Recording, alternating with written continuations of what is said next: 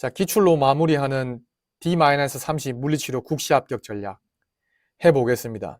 지금 이 얘기가 필요한 분들은 아마도 모의고사 점수가 꽤 잘 나오고 있는데 네 얘기 뭐라고 하는지 한번 들어보자, 이런 생각에서 들어보시는 분들이 아니라 모의고사 점수로 볼 때 좀 부족한 분들, 자 100점 초반 이신 분들하고 120점에서 140점 정도 나오는 분들, 120점대에서 140점대인 분들 먼저 얘기 들어보겠습니다.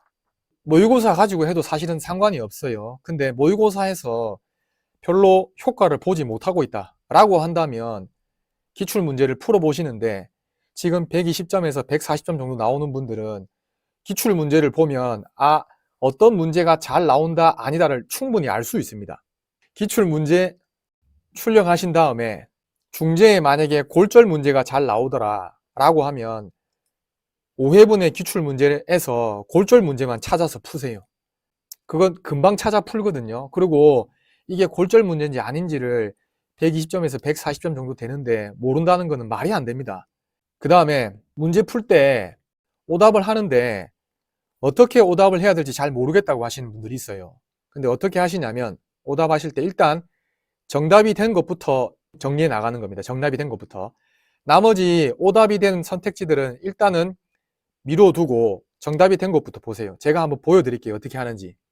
자, 1번에 답 스미스 골절 나왔죠. 그러면 이 힌트 나와 있는 내용에서 스미스 골절 내용을 충분히 이제 파악을 하는 겁니다. 손등 짚고 넘어진다. 노뼈 먼 쪽 골절 조각이 손바닥 쪽으로 전이된다. 그 다음에 정원삽 변형 유발된다. 이런 것들이 전부 다 스미스 골절을 답으로 할 수 있는 키워드가 되는 거죠. 지금 베넷 골절, 콜리스 골절, 갈레아치 골절, 몬테지아 골절이 있는데 이 문제에서 바로 베넷부터 몬테지아까지를 다 정리하지 말고 일단 스미스 골절만 하세요. 그러고 난 다음에 2번 문제 보니까 2번 문제 답은 갈레아치 나왔네요. 그죠? 그럼 갈레아치를 어디서 정리해야 돼요? 요 안에서 정리하는 거예요. 과도한 엎침 상태, 그 다음에 노뼈 먼 쪽 골절하고 아래 노자 관절 탈구 동반, 이거 가지고 이제 키워드 잡아가지고 답 찾는 겁니다. 그리고 하나 더 있네. 필요 골절이라고 돼 있다. 자, 여기서 충분히 필요한 정보를 다 뽑아내는 거예요. 이 힌트는 국시원에서 이거 가지고 갈레아치 골절 답으로 찾을 수 있다고 제시를 했기 때문에 틀릴 리가 없죠. 이대로 기억하면 되는 겁니다. 자, 지금 베넷, 콜리스, 스미스, 몬테지아 정리할 필요 없어요. 지금은. 왜냐하면 골절 문제가 더 있으니까. 그 다음에 하나 더 보겠습니다. 자, 3번 첫째 손가락 손오리뼈 몸쪽 부위 관절내 골절, 그 다음에 기넘지 벌림근, 그 다음에 노뼈 쪽 탈구 동반, 이거 가지고 베넷 골절을 답으로 찾는 거예요. 자, 여기서도 힌트에 나와 있는 정보를 최대한 활용해서 그걸 가지고 베넷 골절을 정리하는 겁니다. 자, 그 다음이 중요합니다. 스미스, 그 다음에 갈레아치, 베넷 찾았잖아요. 근데 보기를 보니까 얘네들 말고 다른 골절도 있잖아요. 자, 보십시오. 자, 스미스 골절, 이 문제에서 스미스 골절 답이 됐다. 그러면 이 문제에서는 3번은 굳이 정리 안 해도 되죠. 그 다음에 여기서도 스미스 골절 뺍니다. 2번 문제에서 갈레아치 골절 답 됐죠. 그러면 갈레아치 뺍니다. 여기서 또 갈레아치 뺍니다. 그 다음에 3번 문제에서 베넷 골절 답 됐죠. 자, 베넷 뺍니다.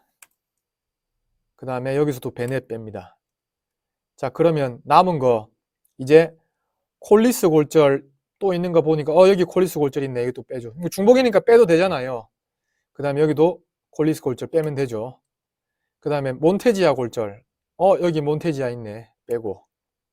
여러분이 이제 정리해야 되는 골절들, 자, 이제 시험장에 가기 전에 답이 된 스미스, 갈레아치, 베넷 무조건 정리가 돼야 되고, 그 다음에 보기로 나온 나머지 골절, 콜리스, 몬테지아, 복서 정리가 돼야 되겠죠. 일단 요 안에서 정리하시고, 그 다음에 만약에 모의고사 문제 봤는데 이거 말고 나올 수 있을 것 같다고 생각되는 게 출제될 수도 있잖아요. 모의고사에서는. 그런 골절들을 여러분이 재량껏 추가로 이 부분은 내가 좀 추가해야 되겠다. 그러면은 추가하는 거고, 아니면 나는 지금 화면에 보이는 요거만 가겠다. 그러면 이것만 가는 거죠. 근데 중요한 건 뭐냐면은 지금 화면에 보이는 얘네들은 무조건 정리가 돼야 되는 거죠. 이유는 뭐냐면 국시에 답이 되었거나 아니면은 선택지로 나왔기 때문이에요. 모의고사 문제 검증이 안 된 보기들이 너무 많이 나와요. 근데 그런 거를 잘 모르니까 그걸 그냥 공부한단 말이에요, 학생들이. 모의고사 문제를 볼 가치가 없다라는 게 아니라 기출 문제를 이렇게 활용을 하고 난 다음에 그 다음에 모의고사 문제로 가는 거죠. 기출 문제를 이렇게 여러분이 정리를 해뒀잖아요.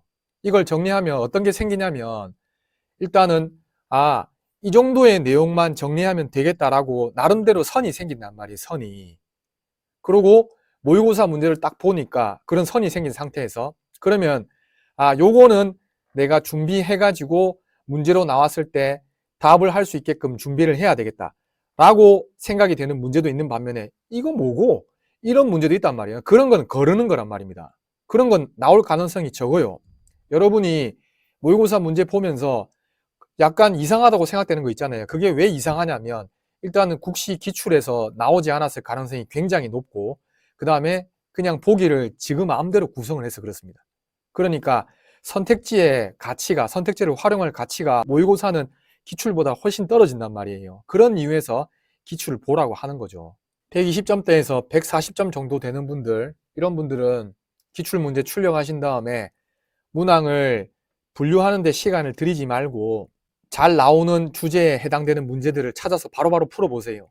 그러면 내가 공부를 어디까지 해야 되는지를 대번에 알 수 있습니다. 기출 한 번만 제대로 풀어보면. 120점에서 140점 정도 나오는 분들은 충분히 그게 가능합니다. 여러분 지금 만약에 모의고사 가지고 오답을 계속 하고 있음에도 불구하고 점수가 계속 안 나오잖아요. 그리고 기출 문제를 어떻게 풀어야 될지 잘 모르겠다라고 하면 제가 말씀드린 대로 그렇게 푸세요. 그렇게 풀어보시면 남은 기간 또 한 달밖에 안 남았다고 하더라도 얼마든지 그 안에 문제들 다 한번 최소 한 번은 풀어볼 수 있어요. 여러분 최소한 한 번 풀어보고 들어가는 거하고 그냥 한 번도 안 풀어보고 들어가는 거는 분명 차이가 있습니다. 꼭 명심하시고 풀어보십시오.